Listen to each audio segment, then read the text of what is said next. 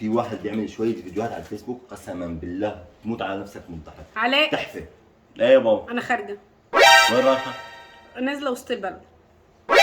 هلا الساعه 9:30 نازله وسط البلد؟ وايه المشكله يعني 9:30؟ شو المشكله يعني الساعه 9:30 الدنيا بالليل؟ خليها بكره. لا محتاجه حاجات النهارده هنزل اجيبها. ما تخليها بكره يا اسماء، لا، يعني ما الساعه ينفعش. 9:30 رح ترجعي امتى؟ الساعه 12؟ لا هرجع براحتي، انا نازله. يعني انت شايف انه هاد صح؟ خلاص روح ننزل. انا روح انزل. المهم في عيل. ايه روحي؟ ايه روحي؟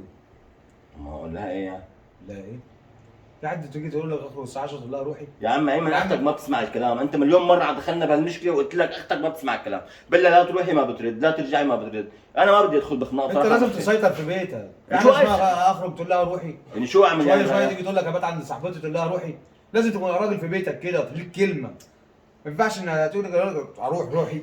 لا ما ينفعش على ما انا لازم ما بدي، انا تسيطر. بدي نفك من لا المشاكل لا لا يا عم لا ايمن، مفيش ما حاجه اسمها بدي. مشاكل، انت راجل طب البيت. انت اخوه احكي معها انت يعني. احكي مع مين وانت انت اللي تتكلم معاها. لازم تسيطر كده في البيت، لازم تبقى اسد، كلمتك مسموعه. يا عم يا اختك ما في حد تسمعش يخرج كلامي يا الساعه عم. 10 تقول لها اخرجي؟ ايه يا عم في ايه؟ لازم يبقى ليك كلمه في البيت، لازم يبقى لك دور. لازم تبقى اسد في بيتك كده.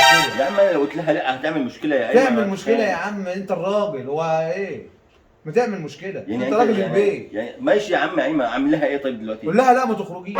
في حاجه اسمها تخرج ما أنا الساعة قلت لها لا 9 ما الساعة تخرجيش. 10. ما ينفعش. قول لها ما تخرجيش، انت قلت لها اخرجي. يعني انت مثلا بالبيت بتخلي مراتك ما تطلع؟ انا مراتي ما تقدرش اساسا تيجي الساعه بعد الساعه 6 تقول لي اخرج. تخرج تروح فين؟ ما تقدرش اساسا تيجي تقول لي كده. لازم يكون ليك كلمه في بيتك. ايمن انا خارجه. راح فين الساعه 9؟ خارجه مع اسماء، كده هنشتري حاجات. ماشي بس ما تاخروش.